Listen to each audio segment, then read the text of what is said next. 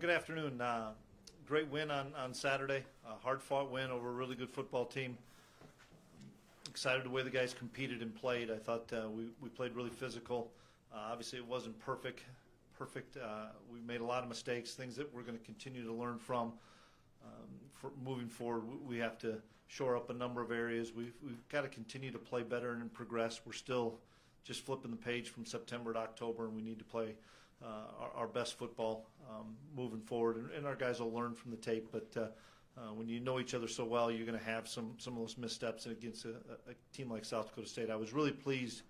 End of the third quarter through the fourth quarter, we were able to finish really well. We had the long scoring drive that tipped us into the fourth quarter, and then able to make a stop and force a field goal that they missed. And then we were able to get a couple of drives together, the last one being really important when they kicked it to us with 3 timeouts left and a little over 3 minutes, and we were able to run the clock out. I thought that was really important for our offense to be able to end the game like that. So good win, excited about it, and we'll now flip the page, and we're working towards Northern Iowa and have our first practice and meetings this afternoon. Sharp a number of areas. Is there one on top of the list, or one? For me, it's more communication. Our communication was not very good, especially on the defensive side in the first half. They came out in a number of different looks that we have to be able to adjust to, and I don't think we did a great job of communicating what those adjustments were. And it took us a while to get those things going. And then, offensively, I think we have to start faster. We didn't get off to a very good start there. And had some 3 and outs, and we're fortunate that Jalen Allison made the really good play.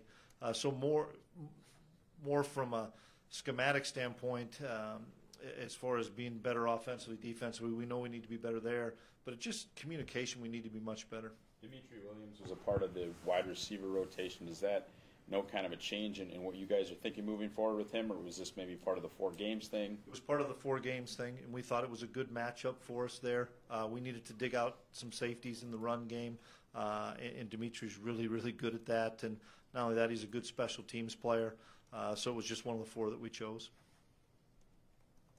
Chris, you ever been a part of a team that's never played a road game in the first month of the season and now going this late out on the road? No, I haven't, and we'll talk about that today. I feel fortunate that we have a bunch of veteran guys that have been on the road an awful lot, that they'll be able to teach the younger guys and some of the guys that haven't been on the road, but it's something that we'll address today. And obviously going on the road in our league is really difficult. We're going into a really tough environment that'll be really loud, and so we'll have to work the noise quite a bit early in the week. But no, we're actually fortunate. I was excited we were to play those 4 games at home and had a good September, but it changes for us this weekend. Still weird going back there, or has that kind of been there, done that? It's kind of been there, done that. It's been, I think it's 8 years now, so it's fun to go back and see a lot of family and friends that either are still in the community, but other than a few coaches, I wouldn't know any players. You talk a lot about knowing South Dakota State so well, and they know you so well. Is it kind of the same thing with Northern Iowa? Because I think we played them a couple times in the playoffs. Yeah, it's pretty similar. They've had some more coaching changes than South Dakota State, so some things have changed. It was different when the older offensive coaches that I coached with for a number of years were there. They've had some changes since then, so it's a little different in that respect. I know a lot of the defensive guys, and some of the defensive concepts are similar to when I was there. So there is some familiarity, not as much as South Dakota State, but obviously it's another big game that our guys know the opponent so well, because a lot of these guys knew each other in high school, so a lot of our players know their players. You guys come out almost completely healthy out of that South Dakota State game from when you came in? Yeah, we really did. We have a bunch of kids banged up that I think will be ready to go on Tuesday. There's nobody that's ruled out, so we're pleased with that. We're still hopeful that we'll get Noah Gindorf back this week. He had an ankle sprain that just wasn't able to go. We're anticipating him practicing this week, so that'll be good to get Noah back in the mix. And hopefully, we'll knock on wood, we'll find out more today and tomorrow what those guys that are banged up could do. Is there any concern after such an emotional game trying to get the Rock back? Any letdown this week in practice? Yeah, you always worry about that. That's where you hope you have tremendous senior leadership and tremendous captains to be able to say, we talked last week when I was in here, it's 8 one-week seasons, and we just finished 1 week of it. And this is going to be another tough competitive game, just like the remaining 7 will. And so we have to what you did last week is great, but you need to be able to tee it up and be ready to play. And so our focus is going to be on our preparation Monday through Friday and to make sure that we put ourselves in the best position we can to have a chance to win. Even with all the familiarity of playing Northern Iowa, especially down there, is that still probably one of the toughest environments in the league? Yeah, because of the noise, it echoes in there. It doesn't matter if there's 16,000 or if there's 8,000, it echoes in there, and they'll have a good crowd down there, I'm sure. So, and they'll be amped up because they know it's a big game, and I think whenever the Bison show up, it's always a big game when North Dakota State and Northern Iowa play. It's been that way for an awful long time, and so it's a tough environment, and we're fortunate we play in a dome, so we're used to that, but it's a different atmosphere that we'll have to prep a bunch for with the noise. So on that note, 9 of 11 games in domes this year. Is there different domes? Are they all the same? They're different. It's a lot better playing in the Fargo Dome for us, without having to worry about the noise and stuff, at least from the offensive standpoint. But that's a unique deal to think 9 of 11 and all 11 now where we're playing on field turf. But probably should utilize the Fargo Dome a little bit more. I'm still a guy that likes to get outside when we can just because of utilizing field space and stuff. But this week, because of the noise, we'll be inside a little bit more. It's a pretty unique, whether it's the first four at home or 9 of 11 in indoor facilities. That's something I haven't dealt with before. Easton, maybe not where you'd like to see him from a completion percentage point, or maybe not even where he'll end up, but his yards per completion are skyrocketing. It seems like he's really pushing the ball downfield. Is that something that you guys talked to him about before this season, or is this something even just buying time?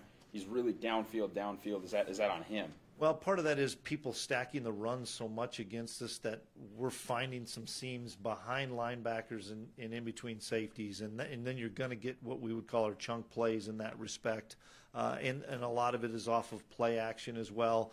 We're not getting as many off the true 5-step game with big plays, but it's a product of what our offense does and a product of him seeing the field so well. And I think there was a couple that he misfired. There was a couple I think we could have caught as well. So, I mean, I was pleased with the way he played and kept himself alive.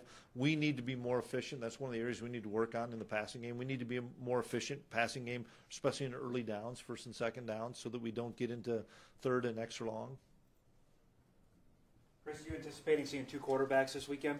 No, I think we'll probably see Dunn. I think that's who we'll end up seeing. I'm sure we'll see a bunch of Wildcat as well.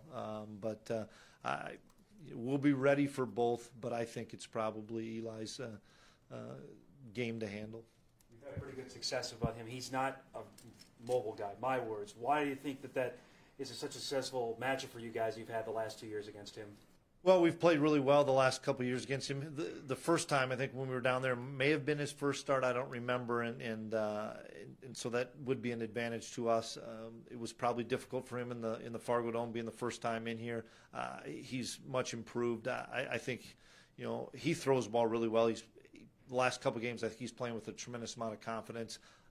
I knew him coming out of high school. I'm a big fan of his. I think he throws the ball really well. He reads coverages and stuff well. And he's now into his senior year, and I think the game slowed down for him so much. I know it'll be a big challenge for our defensive guys because they have really good weapons at tight end and at wide receiver, and we have to do a great job of covering. Special teams, Chris, first conference game where he had to play full 4 quarters and make sure all the kicks were right on the money. Wags was, named Missouri Valley Specialist. What did you learn after that game? Well, I was really pleased with Garrett. I thought he did a tremendous job. It really flipped the field at critical times for us, and that was the key, is at critical times. I thought our coverage units were really good. We're still continuing to work on and continue to improve on our return game. It's something that is really has to continue to get better. We had one punt return. We blocked everybody, and it was a short punt. And then one kick return, we probably should have stayed in the end zone. The other couple we had blocked up except for one guy, and the kid made the play. And all 11 got to do their job. Is Karch about as good as you've had from just an interior pass rush perspective? He's pretty good, When we've used Caleb in there, he's been good. I've been pleased with Stides and Blake, too. I mean, we're fortunate because we have 3 guys that I think are pretty good pass rushers in there with Steidel and Blake's doing some really good things as well. But trying to find some other ways to get some more speed guys in the game, too, whether it's whether it's Caleb inside, even Spencer Wagey we'll look at inside. We just got to continue to develop depth in the pass rush game inside.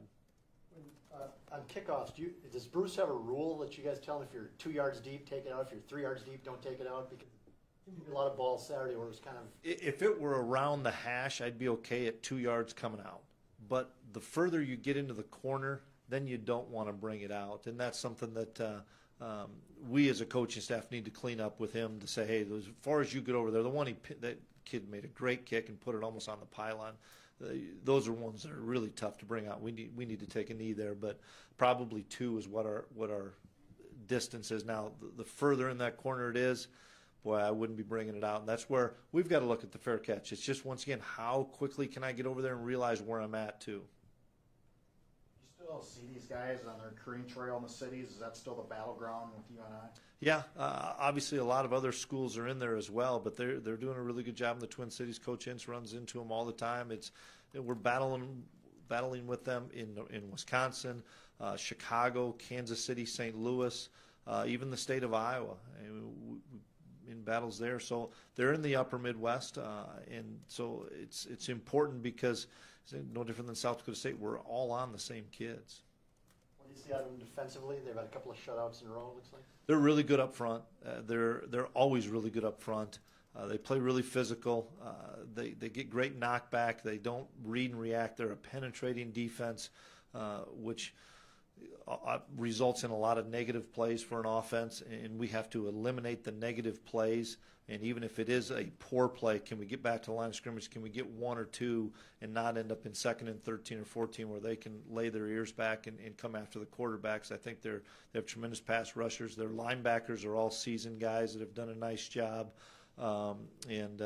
Secondary, they're playing some new guys out there, and they've played a number of guys in the secondary through the first 4 games, so we've got to kind of get a beat on which guys they're playing and where their strengths and weaknesses are. But they're really good up front, and you're right, they've shut out the last 2 opponents. Do you anticipate they'll move Neal around a lot, or do you just anticipate maybe that being a matchup to watch with Dylan? That's a good question. I'm not sure. I mean, he's been where he's been, but they've moved him around in previous years. He's a really special, talented player that's one of the best pass rushers in FCS, and we will have to know where he's at, because I think he can be really disruptive and he can take you out of a lot of things in your passing game, as well as he's a really good run defender as well. Chris, when a guy like Lance Dunn that you got out of your home area, how often has that happened now that Northern Iowa may have want to close off the border? Is that something you still want to get back into Iowa recruiting-wise? We sure do. We want to try to find the best players wherever they're at, and we have some ties between Coach Ince, Coach Mess, and I. We have some ties to the area, and we know a lot of the Iowa high school coaches, so we're trying like heck to find some of those guys and try to get them on our campus. And Lance was one of those guys that came to our campus and really liked what he saw and felt like he could make this home for the next 4 to 5 years. And I know Lance was really excited about his decision. He's got some of his best friends of his life on this team, and it's no different than any other state that's close to us. We want to try to identify the best guys and try to get them to visit NDSU, and if they're a great fit for us, then we're going to recruit them. How's the 4 games rule affected what you guys are doing from a strength and conditioning and like a nutrition standpoint? Because there used to be, this is what the redshirt kids do, and this is what the playing kids do. Yeah, well, the kids that haven't played at all, they're on the same program they've always been on. The ones that have played, like Phoenix is not on a development program. He's just with the older guys, and some of the younger guys, it's been a little bit of a split as far as maybe getting a little bit of the weightlifting time in, not the full hour and 15 minutes because we don't have the time to do it with the 20-hour limit, but maybe getting a little bit there and then getting the last half of the meetings with some of the guys like Kaiser and Talbert and some of those other ones. But the majority of our guys are truly in the developmental lift with Coach Kramer 4 days a week. You're going to travel more guys now? We're able to travel 64. It's up from 60. But you could travel 70 if you wanted, Mike, and warm up 70 and play 64 if you wanted to. We're still looking at that from an injury standpoint and things, but we'll make sure we'll have a full complement of 64. Thanks.